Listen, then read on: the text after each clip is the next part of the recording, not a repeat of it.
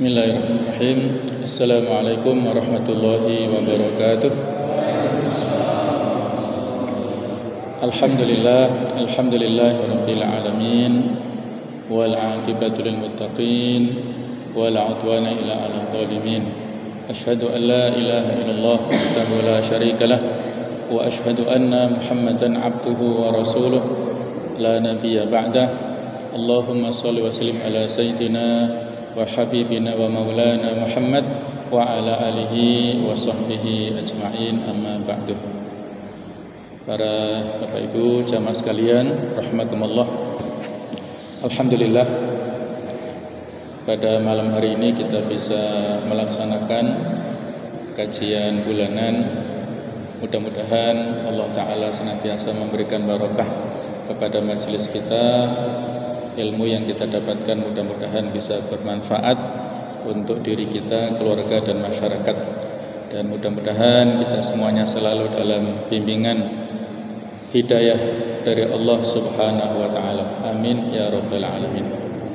Bapak Ibu, para jamaah sekalian rahimakumullah, kita akan mengawali kajian tafsir yang mana pada pertemuan pertama ini akan saya sampaikan pengantar singkat tentang tafsir. Kemudian kita lanjutkan dengan muqaddimah dari beberapa hal terkait dengan Al-Quran dan juga tafsir singkat dari ta'awud dan basmalah insyaallah. Jamaah sekalian, tafsir itu adalah salah satu disiplin ilmu keislaman yang secara bahasa kalau kita lihat dari definisinya, at-tafsir lughatan al-idah wa tabyin. Secara bahasa tafsir itu adalah bermakna menjelaskan. Fassara yufassiru artinya awdaha atau bayyana, menjelaskan ataupun menerangkan. Wastilahan, sementara secara istilah adalah ilmun yu'rafu bihi fahmu kitabillah. Ilmu yang berfungsi untuk mengetahui tentang pemahaman Al-Quran, wa bayanu ma'anihi, dan penjelasan tentang makna-maknanya, wastikhraju ahkamihi, serta menyimpulkan hukum-hukumnya, wahikamihi, dan hikmah-hikmahnya. Jadi secara singkat, makna istilah tafsir itu adalah ilmu yang berusaha untuk memahami Al-Quran. Jadi dengan mempelajari disiplin ilmu tafsir ini, kita ingin untuk memahami Al-Quran dengan pemahaman yang tepat, dengan pemahaman yang sebenarnya, wa bayanu ma'anihi, dan menjelaskan makna-makna yang terkandung dalam Al-Quran, wastikhraju ahkamihi wa hikamihi, serta berusaha untuk menyimpulkan hukum-hukumnya dan hikmah-hikmah yang terkandung di dalamnya. Sehingga jamaah sekalian, mempelajari tafsir ini adalah mempelajari Al-Quran itu sendiri. Sehingga dalam pembahasan tafsir nanti mencakup disiplin ilmu-ilmu yang lain. Di dalam tafsir nanti ada pembahasan ilmu tentang pendekatan bahasa Arabnya. Kemudian dalam tafsir nanti ada pembahasan tentang masalah fikihnya. Dalam tafsir ada pembahasan tentang masalah akidahnya, tentang masalah ibadahnya dan lain sebagainya. Itu masuk dalam pembahasan tafsir ini. Secara singkat jamaah sekalian, metode dalam mempelajari tafsir ini ada dua pendekatan atau dua macam. Yang pertama adalah at-tafsir bil ma'thur, yaitu tafsir dengan Al-ma'thur bimana biriwayah, dengan cara periwayatan. Artinya apa? Dalam pendekatan tafsir bil ma'thur ini menggunakan beberapa metode, yaitu tafsirul ayah bil ayah, menafsirkan antara ayat satu dengan ayat yang lain. Kemudian tafsirul ayah bil hadits, menjelaskan, menerangkan ayat tertentu dengan hadis.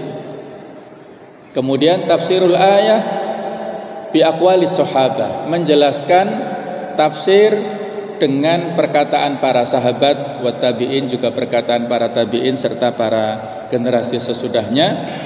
Wa tafsirul ayah bil lughatil arabiyyah, menafsirkan ayat satu dengan pendekatan bahasa Arab. Nah, ini tafsir yang relatif lebih aman ya. Contoh yang banyak dikaji oleh masyarakat adalah tafsir Al-Qur'anil Azim karangan Ibnu Katsir, atau lebih populer adalah tafsir Ibnu Katsir, sudah diterjemahkan ke dalam bahasa kita. Ini adalah tafsir dengan metode bil ma'thur ya, dengan biriwayah. Jadi menafsirkan satu ayat dengan ayat yang lainnya, kemudian menafsirkan ayat dengan hadis, menafsirkan ayat dengan pendekatan perkataan para sahabat, dan juga dari pendekatan bahasa Arab. Ya, misalnya kalau nanti dalam pembahasan ya, di dalam surah Al-Fatihah misalnya, tentang penafsiran ihdinas siratal mustaqim, tunjukkanlah kami kepada jalan yang lurus, siratal ladzina an'amta alaihim, yaitu jalan yang engkau beri nikmat kepada mereka. Siapa orang yang dimaksud mendapatkan kenikmatan dari Allah? Nah, itu dijelaskan ya di ayat yang lainnya. Di surat An-Nisa Allah Ta'ala mengatakan bahwasanya orang-orang yang mengikuti jalan Allah dan Rasulnya, mentaati Allah dan Rasulnya, itu ulaika ma'alladzina an'amallahu alaihim, mereka itulah nanti bersama dengan orang-orang yang mendapatkan kenikmatan dari Allah. Siapakah mereka?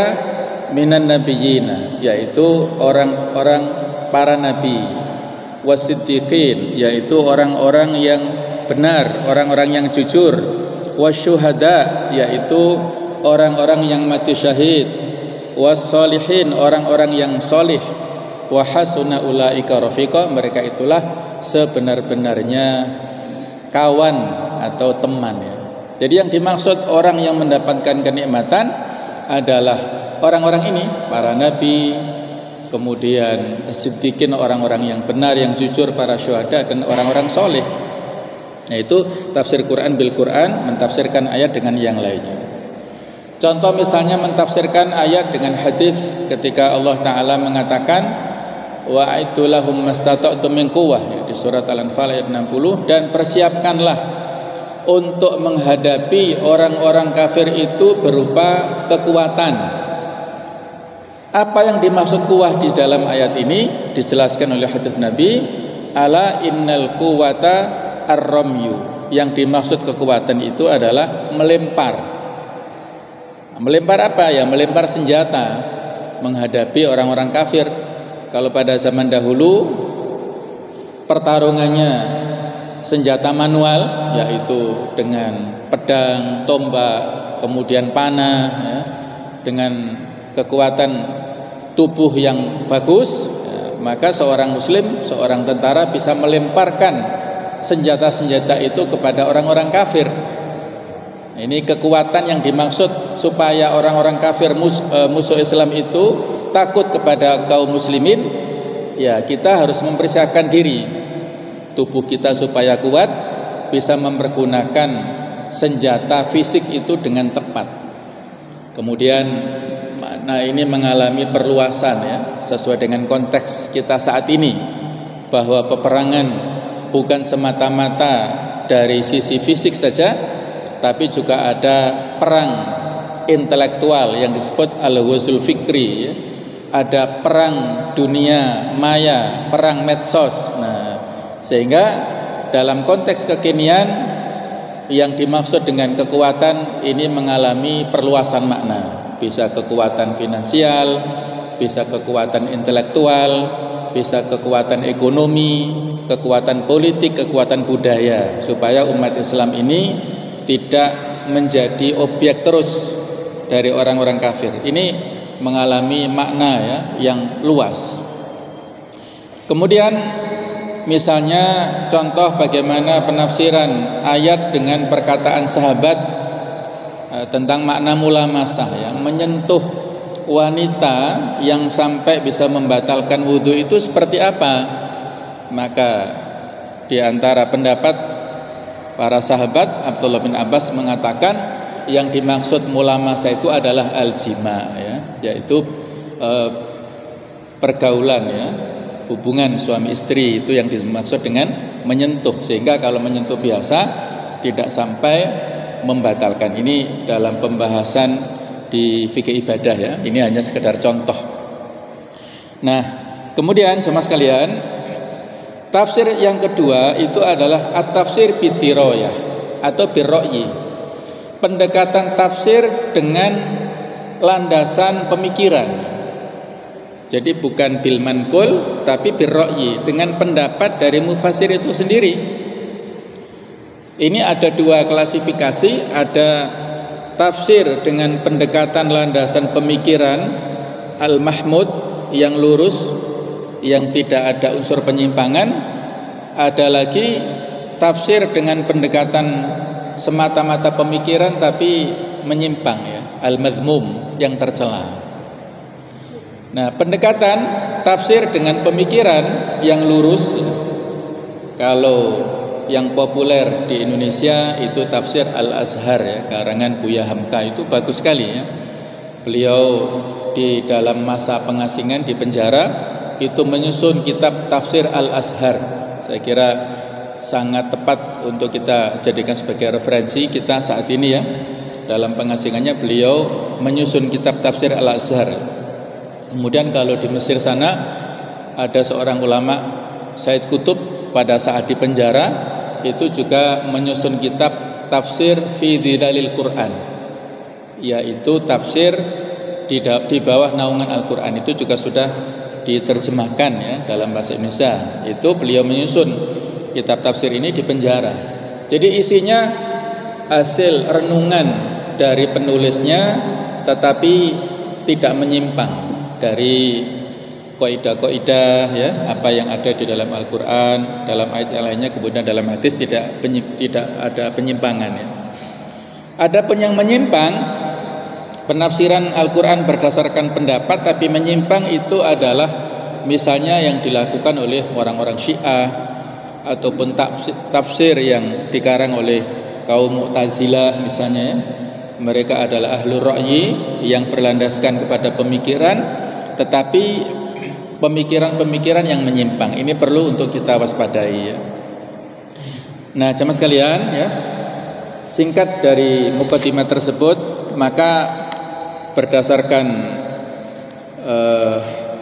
telaah ya selama ini yang saya lakukan, kitab tafsir yang tepat dan cukup lengkap untuk kita jadikan referensi ini adalah At-Tafsir Al-Munir. Ini adalah kitab tafsir Al-Munir yang menggabungkan antara dua metode itu. Ini ada 15 jilid ya kurang lebihnya, karangan Profesor Dr. Wahba Az-Zuhaili, seorang ulama besar dari Syria, sudah almarhum beliau. Beliau memberi judul At-Tafsir Al-Munir fil Aqidah wa Syariah wal Manhaj, yang menggabungkan antara akidah, syariah dan manhaj. Jadi ini menggabungkan antara dua metodologi, pendekatan tafsir bil ma'thur dan tafsir bil ra'yi ini. Jadi bagus sekali dalam beliau menyampaikan ungkapan-ungkapan nafsirannya, yang mana di dalam muqaddimah tafsir Al-Munir ini saya sampaikan sekilas ya. Misalnya tentang awalul Quran wa akhiruhu nuzulan. Ini hanya sekedar untuk muqaddimah juga ya, kaitannya dengan ulumul Quran. Tentang awal ayat Al-Quran yang diturunkan dan akhir ayat Al-Quran yang diturunkan. Kana awwalu ma nuzila minal Qur'anil Karim qaulullah ta'ala min suratil Alaq. Jadi ayat pertama yang diturunkan ini sudah populer di masyarakat, sudah banyak kita kenal, bahwa ayat pertama yang turun itu adalah 5 ayat di surat Al-Alaq.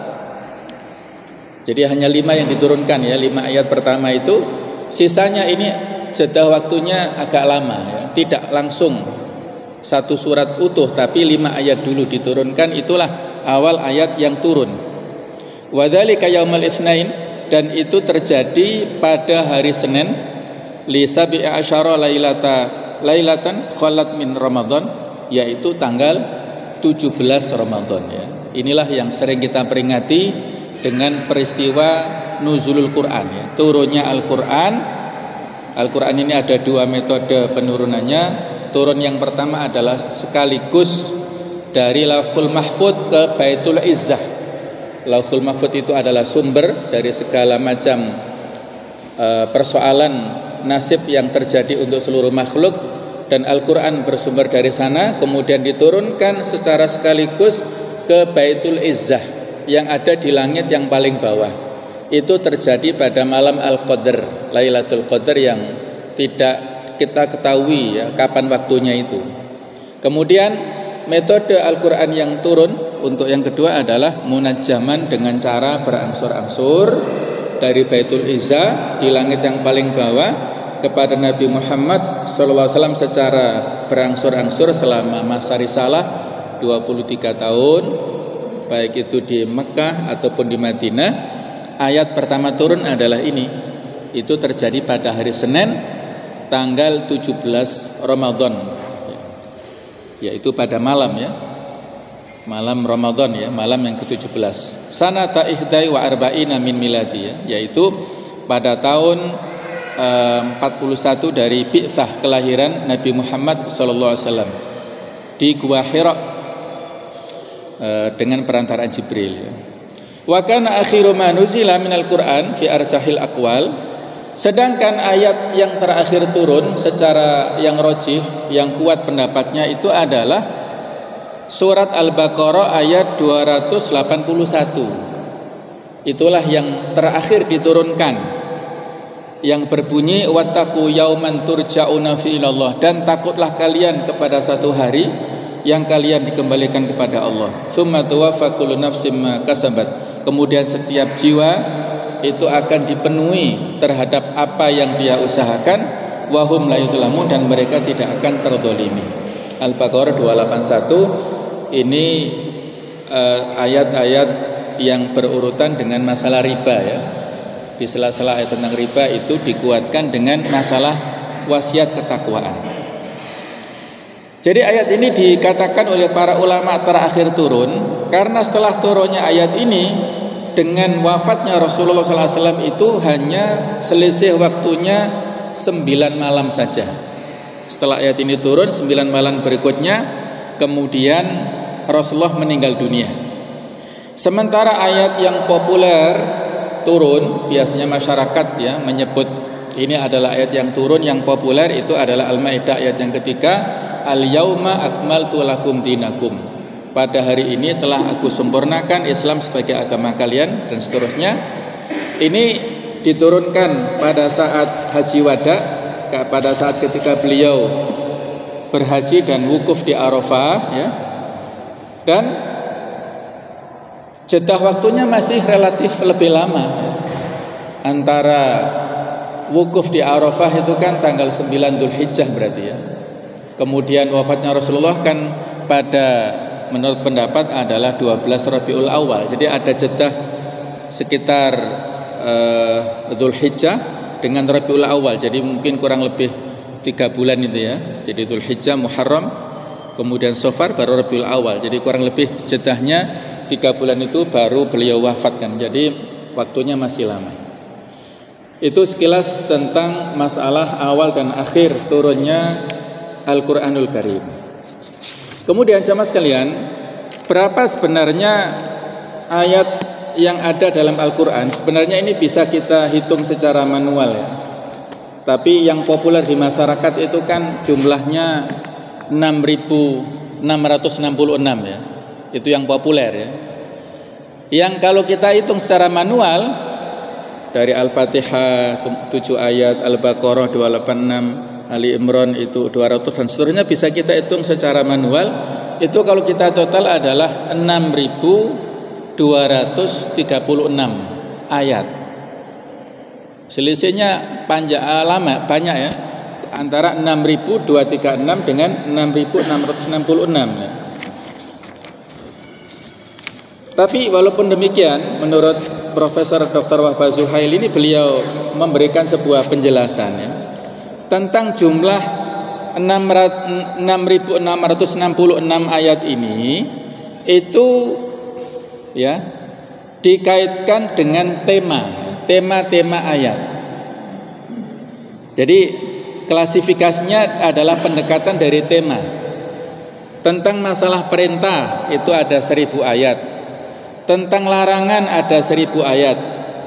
Tentang janji itu ada 1.000. Tentang ancaman ada 1.000. Al-Qasas wal Akhbar tentang kisah-kisah serta cerita-cerita itu jumlahnya 1.000. Al-Ibar wal Amsal, permisalan-permisalan serta ibrah pelajaran itu jumlahnya 1.000. Total ini jumlahnya 6.000. Kemudian Al-Haram wal Halal tentang hukum halal haram itu 500. Ad-Doa, tema ayat tentang doa itu 100. Kemudian An-Nasikh wal Mansukh, yaitu hukum yang dihapus dan yang menghapus itu 66. Jadi kalau kita total tema-tema ayat ini jumlahnya 6.666. Jadi ternyata yang biasa disampaikan di masyarakat itu adalah dari sisi pendekatan tematik, bukan dari sisi jumlah satu ayat dengan ayat yang lainnya.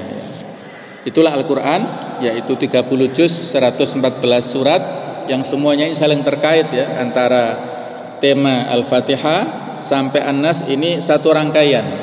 Ibarat tubuh manusia, Al-Quran itu antara kepala dan kaki ini. Semua dikatakan satu rangkaian ya. Manusia disebut manusia apabila ada kepalanya, ada badannya, ada tangannya, ada kakinya ya. Semua itu rangkaian manusia. Kalau hanya kepala saja ya bukan manusia ya. Bisa jadi itu menakutkan ya. Al-Quran juga begitu. Al-Quran ini satu rangkaian. Disebut Al-Quran apabila terangkai antara An-Nas, Al-Fatihah, kemudian Al-Baqarah ya, seterusnya sampai An-Nas, itu satu rangkaian. Tidak boleh kita memilih-milih. Afatu'minuna bi ba'dil kitab wa takfuruna bi ba'd, apakah kalian mengimani sebagian Alkitab kemudian kufur kepada sebagian yang lain ya. Itu adalah seperti yang dilakukan oleh Bani Israel. Nah, itulah kurang lebih jamaah sekalian sedikit tentang masalah ayat-ayat Al-Quran.